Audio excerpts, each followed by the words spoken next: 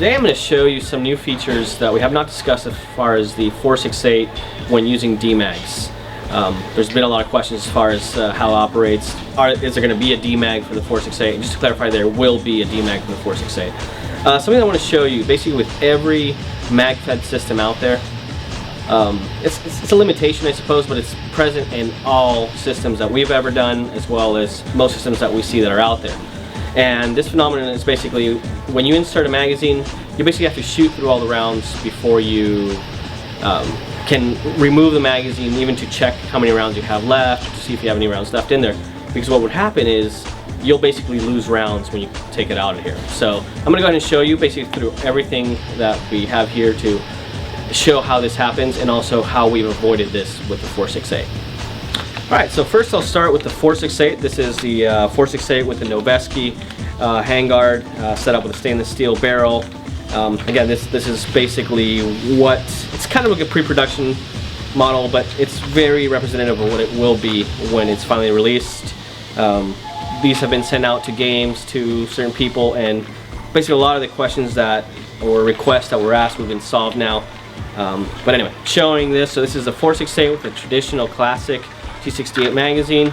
We insert the magazine and we're dropping 2 rounds. We insert it again and we're dropping 2 rounds, basically just over and over. So you can't really check, or every time you do this you're going to be losing rounds. Okay, this is the 468. This also happens with a T68, as well as all of the mag kits that have been out. Tiberius T8, full magazine. Again, same thing. When you load a magazine inside and remove it, we're dropping 2 rounds. Insert it again. Well, we have one in there, but there it goes.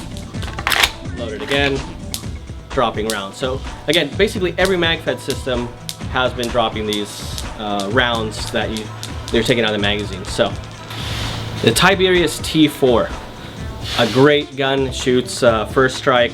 But again, this phenomenon is present with the first strike rounds and paintball. Here I'm using some plastic rounds in the magazine, same as all these tests I've been conducting.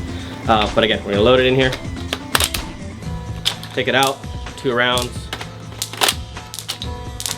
2 rounds.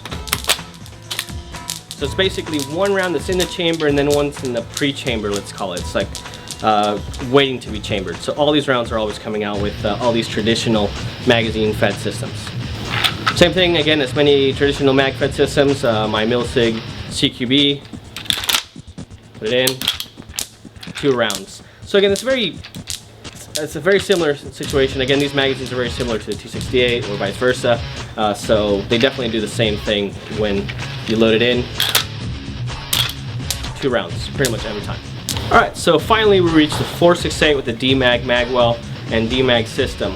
Again, what we've seen with every other marker system that at least has been out, or that even we've been working with, or pretty much anything that we've seen, they all drop rounds when you want to do a magazine check. You know, I mean, obviously some can say, well, why would you want to remove a magazine? But in firearms, if you're shooting, you're doing a tactical reload, who knows? Maybe you had a malfunction. Maybe you want to check to see if you have more rounds in your magazine. It's nice to be able to take it out, see that you have rounds, so you can identify what other problem you could be having. So again, 468, 14-round DMAG, fully loaded. Put it in, take it out, no rounds fall out. Flip it around, put it in, no rounds fall out. So again, this is the advantage of the 468, of how it's basically the system. There is a trap system inside the mag-well. Obviously, you're not able to shoot the rounds that are, well, you have a chamber indicator here. You're not able to shoot the rounds that are in the pre-chamber, but they're not falling out. So you can be sure that you won't be losing any rounds. Now, if you're looking at something like first strike rounds, well, I think we all know the price of those, so nobody wants to lose any, or have to duck down, pick them up, and clean them up, or whatever. So, yeah, this is one of the main advantages of the 468 system with the DMAGs. So again, not only the low cost, the ability to use shape projectiles for first strikes, and again, you're not losing any rounds when you're doing your shooting. So, alright, so now we'll be shooting the 468 with the DMAGs.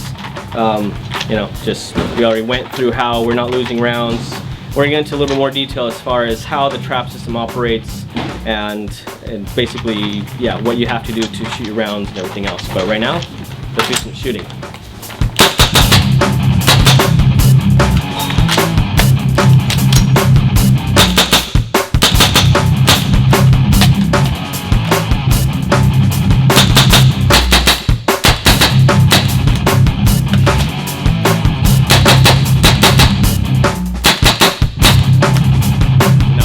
Magazines emptied. Again, so if you do a shot count, you don't have to cock it back, which of course takes a little discipline in knowing how many rounds you have in your system to do that. But it's definitely very handy to know how many rounds you have. You know, again, if you want to do double taps or triple taps and count them, you're able to do that. So remember, with a twin 10 stack round, you can do 3 triple taps and a single, and with a 14 round, you can do 3 double taps and a single. I mean, simple stuff. Alright, so the 4.68, again, the way that the trap system works, basically there is a space for 2 rounds that, let's call it a buffer zone. So if you want to shoot 20 rounds out of a 20 round magazine, you basically have to have 22 rounds on you, meaning that 2 rounds will be inside the chamber, and then the following rounds will be in the magazine and so forth. So again, I mean, it's a minor drawback as far as we see it, to be able to consistently shoot rounds and not have any loss of projectiles, and also again, just to make it a more realistic system. So I mean, imagine you're doing a military training situation and a bullet comes out. I mean, a bullet comes out of your magazine. I think it'll look pretty awkward, and definitely somebody would think that of not as a real training situation. So that's one of the main reasons we decided to go about it this way. DMAGs were really designed for the mag kits, so by implementing it onto the 4.68 or to a previous system like the T68, we had to devise a way to allow the rounds to reach the chamber and not have to drop them. But that also really gives us a way to be able to use a DMAG system in pretty much any platform that's been made ever. So again, we'll definitely consider any markers that are out there to see if it's worthwhile to make a DMAG system for it, but I certainly think some do warrant making that adapter or so forth to make it possible. Thank you very much.